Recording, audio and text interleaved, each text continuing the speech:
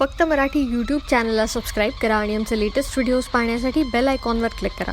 Latest अपडेट्ससाठी आमचा Instagram, Twitter आणि फेसबुक हँडल्सना फॉलो करा.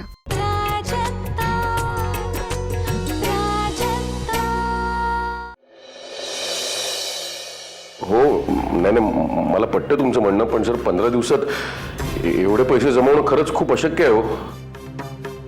नाही नाही मी करतो ना व्यवस्था सर. हो हो हो मी जमवतो. मी सर करतो प्रयत्न. Thank you sir. थँक्यू. काय हो? हा, कोणाचा फोन होता? काय म्हणत होते ते? अहो काय विचारतेय मी? एजन्सीवाल्यांचा फोन होता. काय म्हणत होते? ते म्हणाले की 15 दिवसात जर फॉर्मॅलिटीज पूर्ण नाही केलं तर एजन्सी हातातून निघून जाईल. अरे देवा, 15 दिवस म्हणजे खूपच कमी कालावधी आहे हो. म्हणजे उद्या जमीन विकायची म्हटलं तरी त्याच्यासाठी एक 8-10 दिवस लागतील. पुढे पैसे मिळायला एक 15-20, म्हणजे या सगळ्यात 20-25 दिवस तर आरामात निघून जातील. मग मलाही कळत नाही का नेमकं काय करायचं ते. कळत नाहीये काय? नुसते हातावर हात ठेवून बसून राहणार आहात का? कोणी तुम्हाला पैसे आणून देणार नाहीये. आपण एक काम करूया, उद्याच्या उद्या गोपाळरावांकडे जाऊया. तेच आपला प्रॉब्लेम सॉल्व्ह करू शकतील. अगं पण नाही, 15 दिवस हो म्हणजे काहीच नाही आहेत आपल्याकडे पैसे जमवायला. नाही मी काय म्हणतो, आपण गोपाळ दादाला एक फोन केला तर. फोन नको. नाही म्हणजे फोन केल्यावर तिथे म्हणाले की काही गरज नाही आहे इकडे यायची, असं काही तिरसटासारखं बोलले तर त्यापेक्षा आपण त्यांच्याकडे जाऊन धडकूया. त्यांना आपले सगळे प्रॉब्लेम सांगूया. ते समजून घेतील आणि मदत करतील आपल्याला. तू म्हणतेस ते बरोबर आहे. फोन करून काही फायदा नाही होणार. पण गोपाळ दादाला भेटायलाच जाऊ. वहिनी काय झालं? भाऊ प्राजक्ता अजून घरी आली नाही. खूप रात्र झाली, मला खूप काळजी वाटते तिची. मग तिला फोन लावून बघा ना. असं सुद्धा ती आम्हाला सांगून कुठे जाते? मी फोन केला होता पण ती फोन उचलत नाहीये. वहिनी काळजी नका करू, ती अडकली असेल कुठेतरी, येईल लवकरच. तुम्हीच जास्त लाडावून ठेवलेत तिला, डोक्यावर चढवलेत म्हणून अशी रात्री बेरात्री घराबाहेर राहते ती. बघा वहिनी, काळजी घ्या. नाही म्हणजे अभिजित जेलमध्ये आहे आणि ही रात्री बेरात्री बाहेर राहते. काय खऱ्याचं नाही बाबा. नीला, प्राजक्ता अशी मुलगी नाहीये. तुम्हीच फार शेफारवून ठेवलंय तिला. हे सगळं तुम्हाला खूप भोवणार आहे बघा. चालेल, असाही मला तिच्याशिवाय कोणाचा आधार नाहीच आहे. तीच करते सगळं. बाकी सगळे असून नसल्यासारखेच आहेत मला.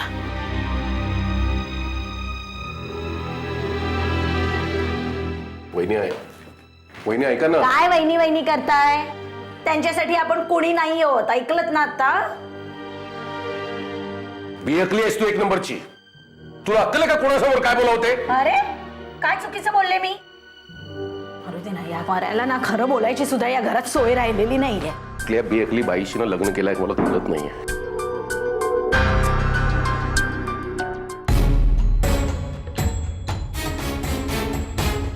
प्राजक्ता प्रॉब्लेम झालाय. काय झालं? नाना पळाले. काय? अहो कसं काय? मलाही कळलं नाही. मी वॉशरूम मध्ये गेलो होतो, परत येऊन पाहिलं तर नाना त्यांच्या रूम मध्ये नव्हते. काका आता काय करायचं? हे बघ, तू काळजी करू नकोस. फार कुठे लांब गेले नसतील, इथेच कुठेतरी असतील. आपण दोघांनी शोधाशोध केली तर जरूर सापडतील आपल्याला. तू एक काम कर, तू या बाजूला जा, मी इकडे बघतो. ठीक आहे.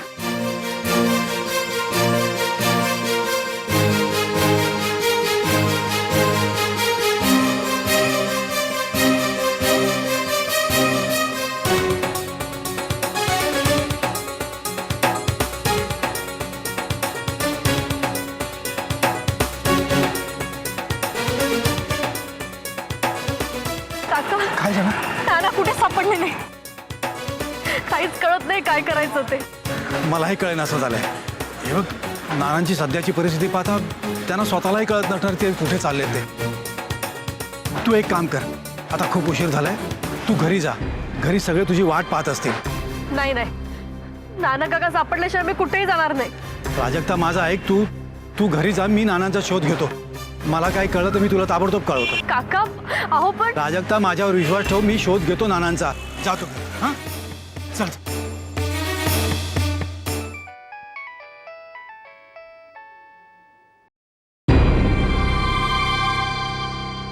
बोला, आज कशी काय आठवण काढली? नाही म्हटलं फोन करावा आणि चौकशी करावी म्हणून सहज म्हणजे बोला, काय सांगायचं होतं का? काय सांगायचं आणि काय बोलायचं. आपलेच दात आणि आपलेच ओठ म्हणायचं, दुसरं काय. अहो बोला, असं मनात राहिल्याने प्रश्न सुटत नाही. आणि मी काय परकी आहे का तुमच्यासाठी? तेच मी समजावून सांगायचा प्रयत्न करतो यांना, पण त्यांना ते पटतच नाही. अहो कुणाला? हेच आमच्या घरातले, दुसरं कोण. हे रवीचं लग्न ठरलं होतं ना. तिकडच्या मंडळींनी नकार कळवलाय रवीला, आणि रवीला असं वाटतंय की त्याचं लग्न माझ्यामुळे मोडतंय. का? हेच म्हणजे तुझं आणि माझं प्रकरण, म्हणजे आपल्याबद्दल सगळ्या जगाला कळलंय, आणि त्यामुळेच त्या मंडळींनी नकार कळवलाय, लग्न मोडलंय असं वाटतंय रवीला. असंच असतं जगाचं. दोष द्यायला कुणीतरी हवाच असतो. हे बघा, तरी पण ती तुमची माणसं आहेत.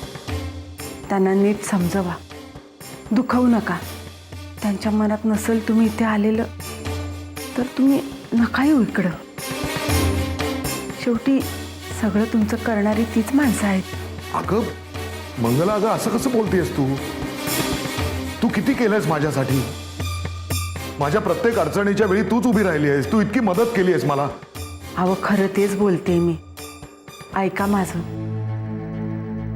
हवं तर मी येते तुमच्याकडं. हा, त्यांचा गैरसमज कधी ना कधी घालवायलाच हवा, नाहीतर हे ओझं आयुष्यभर घेऊन फिरावं लागेल मला. ठीक आहे, चालेल. म्हणजे तुझी इच्छा असेल तर घेऊ. बरं, ठीक आहे.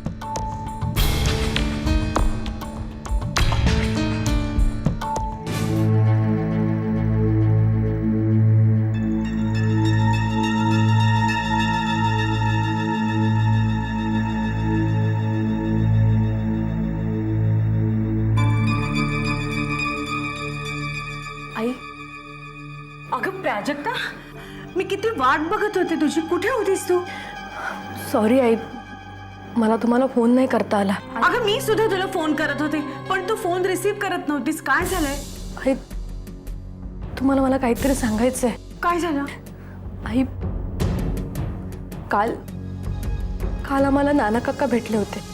नाना काका भेटले होते म्हणजे? आता कुठे आहेत ते? म्हणजे तू त्यांना घेऊन नाही आलीस तुझ्या बरोबर?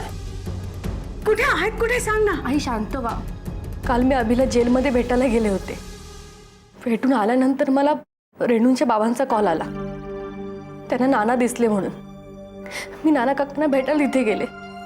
आई, नाना काका खूप विचित्र अवस्थेत होते. वेड्यासारखं काहीतरी बडबडत होते. त्यांनी मलाही नाही ओळखलं. काय सांगतेस काय? त्यांची अवस्था बघून रेणूचे बाबा म्हणाले की आज रात्री नाना काकांना त्यांच्याकडेच राहू दे. सॉरी आई, मी तुम्हाला नाही सांगितलं. आज आम्ही त्यांना घेऊन हॉस्पिटलमध्ये गेलो होतो. डॉक्टरांचं म्हणणं आहे की त्यांना सायकॅट्रिस्टची गरज आहे. उद्या मी डॉक्टरची अपॉइंटमेंटही घेतली होती. मी नाना काकांना घरी आणायला निघाले आणि नाना काका पुन्हा पळून गेले. काय? आई शांत व्हा. नाना काका सुखरूप आहेत हेच पुरेसं नाहीये का? तू असं का केलंस? पण तू त्याला घेऊन का नाही आलीस? अगं त्याला एकदा घरी आणलंच असतं. मी त्यांना निदान डोळे भरून बघितलं तरी असतं का? मी आत्ताच्या आता जाते आणि त्याला शोधून आणते. आई, आई ऐका ना, तुम्ही कशाला त्रास करून घेताय? मी जाते ना, मी आहे ना. मी नाना काकांना शोधून काढेन. प्राजक्ता, काय बोलतीस तू? अगं माझा नवरा वेडा होऊन बेबारच्या सारखं फिरतोय आणि मी ते घरी कधी येतील याची वाट बघत बसतो. नाही, मी घेऊन येते. आई, वहिनी थांबा. हो, ऐका प्राजक्ताचं. नानांना वेड लागलाय आणि वेडाच्या भरात माणूस काय वाटेल ते करू शकतो. नाही नाही, आणि तुम्ही अशा निघून गेलात तर आम्ही काय करायचं? नीला, माझा नवरा आहे तो. मी शोधून आणणार आहे त्यांना. तो बाजूला हो बरं. आई, मी तुम्हाला कुठेही जाऊ देणार नाही. तुम्हाला माझी शपथ आहे. अगं आई प्लीज. बरं झालं बाई प्राजक्ता, तू यांना शपथ घालून थांबवलंस ती. नाहीतर या सुद्धा गेल्या असत्या तर आपण कुठे शोधलं असते यांना. शेवटी नानांच्या जागी याच आहेत आपल्यासाठी. याही गेल्या असत्या तर. प्राजक्ता, काळजी घे हं यांची. वहिनी, काळजी घे स्वतःची.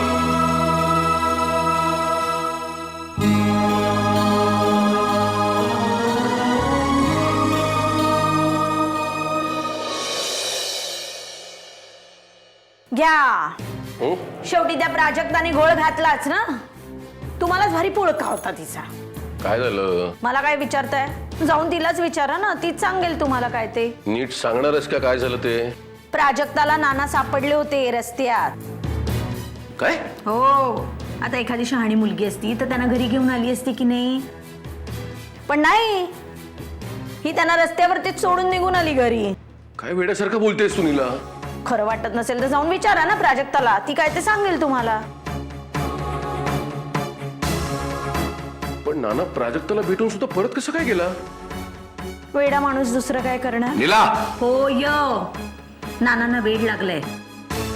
रस्त्यात ते वेड्यासारखे फिरत होते, लोकांना दगड मारत होते. भिकाऱ्यापेक्षाही वाईट अवस्था झालीये त्यांची. नाही नाही, हे शक्य नाही. काय शक्य नाहीये? मी काय मनाचं सांगतेय तुम्हाला? प्राजक्ताच सांगत होती ते कोणालाही ओळखत नाहीत. फार वेडे झालेत ते. नाही नाही नीला, मला नानाला शोधायला जायला पाहिजे. काही गरज नाहीये, कुठेही जायचं नाहीये तुम्ही. हे बघा, उद्या आपल्याला गोपाळरावांकडे जायचंय. ते काम जास्त महत्वाचं आहे आपल्यासाठी. पैसे मिळाले नाहीत ना तर आपल्यावरती सुद्धा नानांसारखी रस्त्यावरती भटकण्याची वेळ येईल. नीला, नाना भाऊ आहे माझा. मी त्याला असं नाही सोडून देणार. मी जाणार त्याला शोधायला. नाही, तुम्ही कुठेही जाणार नाहीये. तुम्हाला शपथ आहे माझी.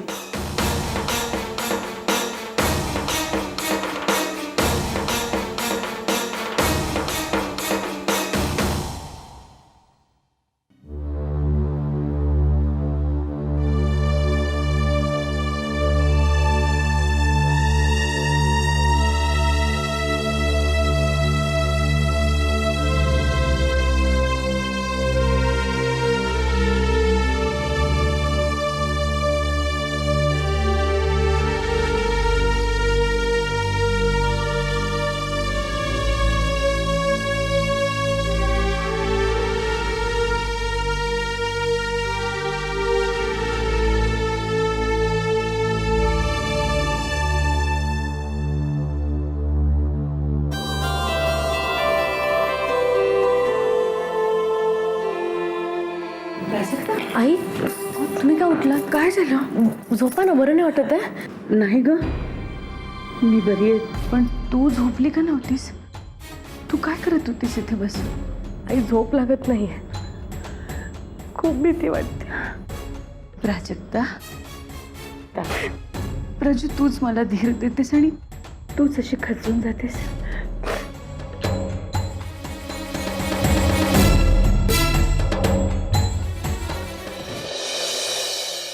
आई,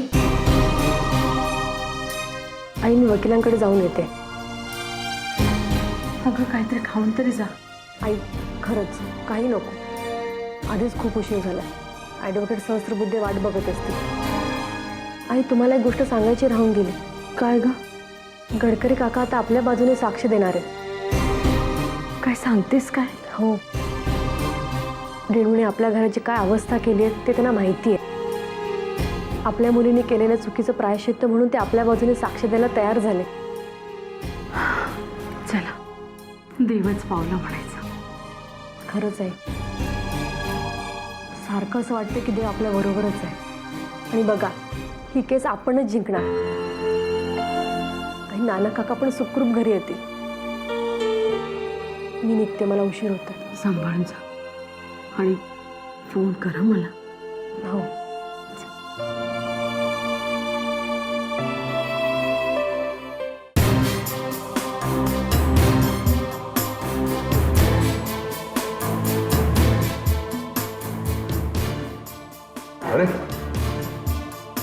दादा नमस्कार करतो. हो असू दे असू दे असू दे. नमस्कार करते भाऊजी. हो राहू दे राहू दे.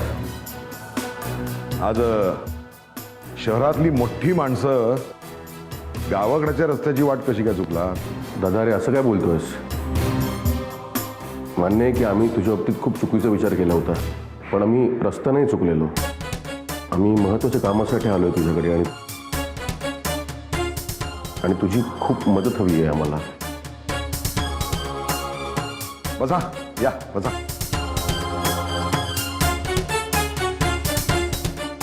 नाही तुम्ही आलात म्हणजे कामासाठीच आला असणार. हा नाही नाही असंच काही नाही, आम्ही आपले तुम्हाला भेटायला पण आलो. हो का?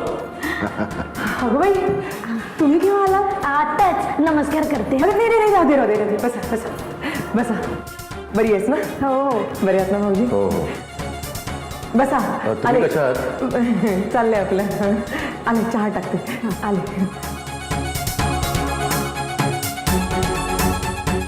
बोला बोला काय काम काढलं? दादा एका महत्त्वाच्या कामासाठी आलोय मी.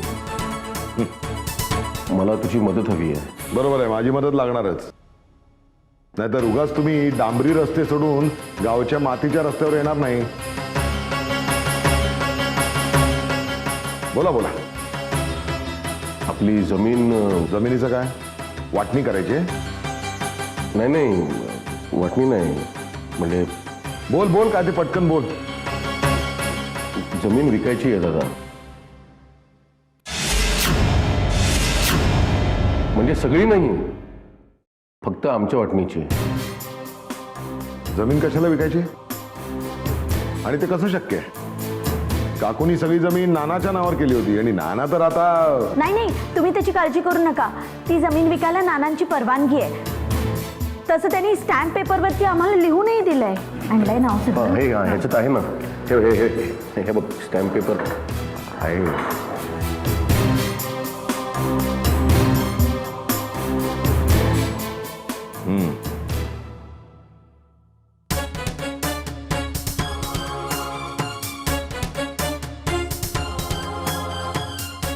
जमीन विकून काय होणार आहे?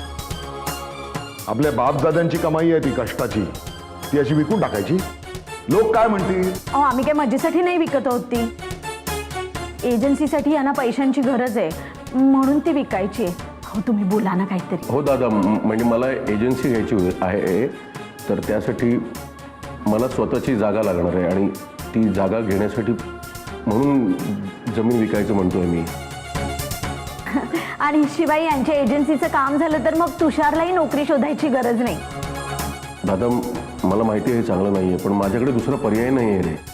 आणि तुला तर माहिती आहे घरची परिस्थिती काय आहे.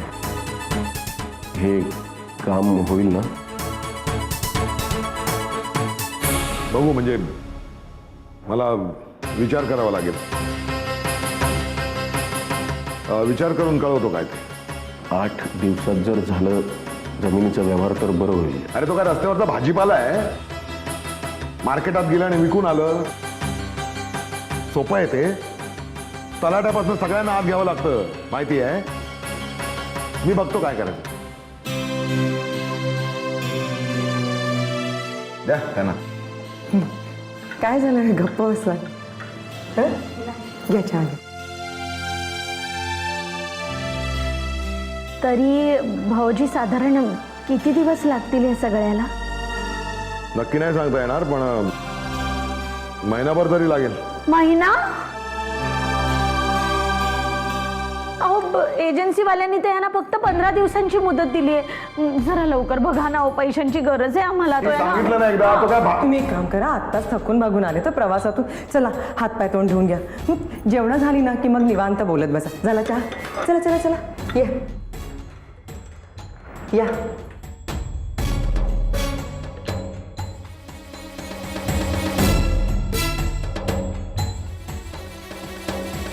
8 दिवसात जमिनीचा व्यवहार करतायत म्हणे.